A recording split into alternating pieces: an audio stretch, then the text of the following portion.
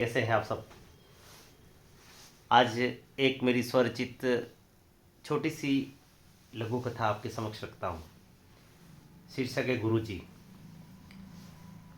एक निजी विद्यालय में एक अध्यापक बच्चों को बड़े स्नेह से पढ़ाते थे। हम सब जानते हैं एक निजी विद्यालय का जो और सामान्य जो हिंदी माध्यम का विद्यालय है उसमें अध्यापक की जो मासिक वेतन है, तनख्वाह है, कितनी होती होगी अब समझ सकते हैं। बहुत कम, जिसमें बहुत मुश्किल उनके घर का गुजारा चल सकता है। कई बार तो घर के अंदर अगर बीमारी हो गई तो उस बीमारी को के कारण वो कर्जे में आ जाते हैं। इस तरह की स्थिति होती है। पर क्या करें, आज के समय में शिक्षा जो देता है, ज्ञान देता है, पूरी निष्ठा से देता है, उसको प्रतिफल क्या मिलता है हम समझ सकते हैं। और निजी और सरकारी जो दोनों तरह के अध्यापक जब हम देखते हैं, दोनों की जो वेतन के अंदर जो विसंगति है, उसके कारण हम देखते हैं कि समाज के अंदर बहुत बड़ा एक खई और बहुत बहुत बड़ा एक उच्च तालमेल का अभाव दिखता है हमको। तो एक निजी विद्यालय में वो अध्यापक काम करते थे, पढ़ाते थे बच्चों को बड़ी निष्ठा से। बड़े विद्यालय के अंदर उनका सम्मान था। गुरुजी गुरुजी के नाम से पूरे विद्यालय ही नहीं, आसपास के पूरे कस्बे में उनकी ख्याति थी। कई अच्छे बच्चे पढ़कर उनके यहाँ से निकले और उन बच्चों ने समाज में अच्छा नाम किया। विद्यालय में गुरुजी के बच्चे भी, स्वयं के बच्चे जो बड़े हुए तो विवाह का समय आया। घर के अंदर बच्चे बड़े हो रहे थे और देख देख कर लगता है इनका विवाह मैं कैसे करूँगा। घर पे पत्नी कहती थी बच्चे की शादी विवाह करना है। कई रिश्ता आते थे, कई रिश्ता देखने लोग आते थे। उनकी धड़कनें बढ़ जाती थी कि अब मैं अपने कर्तव्य है, इन कर्तव्यों को कैसे निभाऊंगा। मेरे पास खाते में या मेरे बचत में तो राशि नगण्य है, फिर भी कहता ना भगवान कहीं कहीं व्यवस्था करता ही है। विवाह का समय तय हुआ। बड़ी बेटी थी, बेटी का विवाह अच्छे एक परिवार में तय हुआ और सामने वालों ने कहा कि 3 या 4 महीने बाद विवाह का अच्छा मुहूर्त है, इसमें हमको बच्चे का विवाह करना है। बाद में बच्चा विदेश में पढ़ाई करने जाने का या वह विदेश में नौकरी करने का इसका एक रचना हो रही है। इतना अच्छा परिवार इसको छोड़ नहीं सकते हैं। अतः इन्होंने कहा ठीक है, हम भी पूरी तैयारी के साथ विवाह के लिए लगते हैं। जो छोटी मोटी बुकिंग इत्यादि होती है वो उन्होंने की और जो उनके पास जमा पूंजी थी वो एडवांस बुकिंग कराने में निकल गई। अब सबको विवाह के बाद चुकाना, कैसे चुकाएंगे, इस वशोपेश में, इस सोच में उनकी दिन निकल रहे थे। पत्नी ने कहा कि बेटी का विवाह है, कुछ न कुछ तो सोने का देना ही चाहिए, गहना। एक प्रतिष्ठित जो शहर का जो ज्वेलरी की दुकान थी, उस दुकान पर दोनों जने गए और अलग अलग सोने के जो आइटम है जो बच्ची को दे सकते देखे हैं। जब उनके भाव, उनकी कीमत सुनकर उनके होश उड़ गए। उनकी हैसियत या उनकी स्थिति ऐसी थी कि बच्ची को सोने की पतली चेन तो क्या, एक उंगली में अंगूठी या नाक का लौंग दे सके, बस यही उनकी क्षमता थी। उन्होंने जैसे तैसे करके वस्तु आइटम देखे और एक छोटी सी पतली सी चेन लेकर उसका भाव कराया। भाव करने पर कुछ ग्राम की निकली और उसमें से आधे पैसे उनके पास से, आधे पैसे बकाया।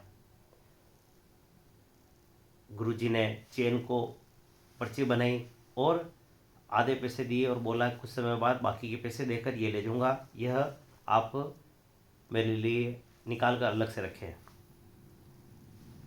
गुरुजी को यह चिंता थी कि बाकी बचे हुए पैसे कैसे दूंगा और पत्नी की आंखों में यह आंसू थे कि किस तरह इस पूरे विवाह की व्यवस्था हो गई। यह सोच सोच कर दोनों घर पर गए और घर पर उस दिन जैसे तैसे रात निकाली। दूसरे दिन जब विद्यालय से पढ़ाई कराकर नौकरी से जब गुरुजी घर पे आए तो आश्चर्य का ठिकाना नहीं रहा। घर पर जिस प्रतिष्ठित ज्वेलर की वो दुकान से चेन लेने गए थे, उन्हीं ज्वेलर की दुकान के 2 डब्बे पड़े हुए थे। उनके माथों पे सलवटें कि ये डब्बे कौन लेकर आया, इसमें क्या है। पत्नी ने खोल कर दिखाया तो उसमें एक अच्छा नेकलेस और एक चेन जो उन्होंने खरीदी वो दोनों उसमें पड़े थे। ये तुम कहाँ से लेकर आई, ये कहाँ से आया, तुमको पता नहीं चलता है, अपनी हैसियत नहीं है और तुम इतना बड़ा लेकर आई। गुरुजी को बरबस कुछ नहीं सूझा, उन्होंने ये बोल दिया। पत्नी ने बोला एक बार मेरी बात सुनो तो सही। तो क्या सुनना बताओ। तो उन्होंने बताया कि तुम्हारे पुराने विद्यार्थी आए थे, मेरे विद्यार्थी। तो उन्होंने एक नंबर दिए, नंबर पर फ़ोन किया। फ़ोन कर कर विद्यार्थी जिनके नंबर थे वो आए। साथ में 6-7 विद्यार्थियों की टोली थी, वो आकर बैठी। आकर गुरुजी के चरण स्पर्श किए और बोले गुरुजी आपने हमको पहचाना। गुरुजी सैकड़ों विद्यार्थियों को गुरुजी ने पढ़ाया था, इसलिए कुछ कुछ चेहरा याद आ रहा था, परंतु पक्का उनको कोई पता नहीं चल रहा था। सबने अपना परिचय कराया।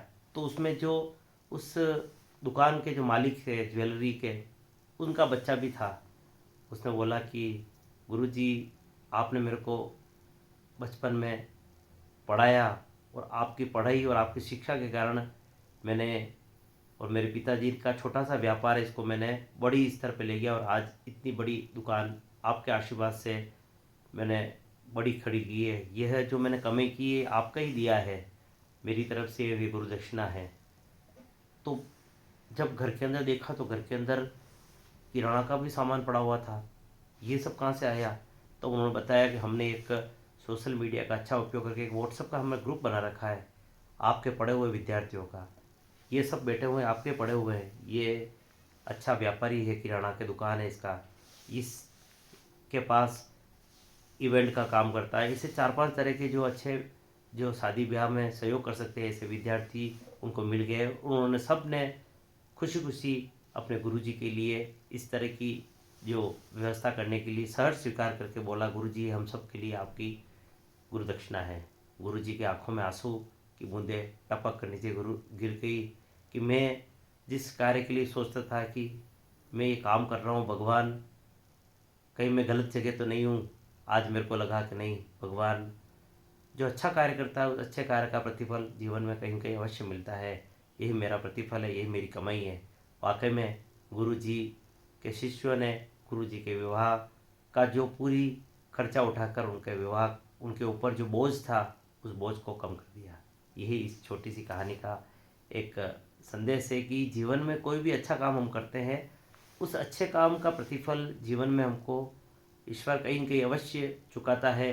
अतः अपने कार्य को पूर्ण निष्ठा से हम करें, उस कार्य के प्रति हमें शंका नहीं कर कर पूरा समर्पण के साथ उसमें लगे रहना चाहिए।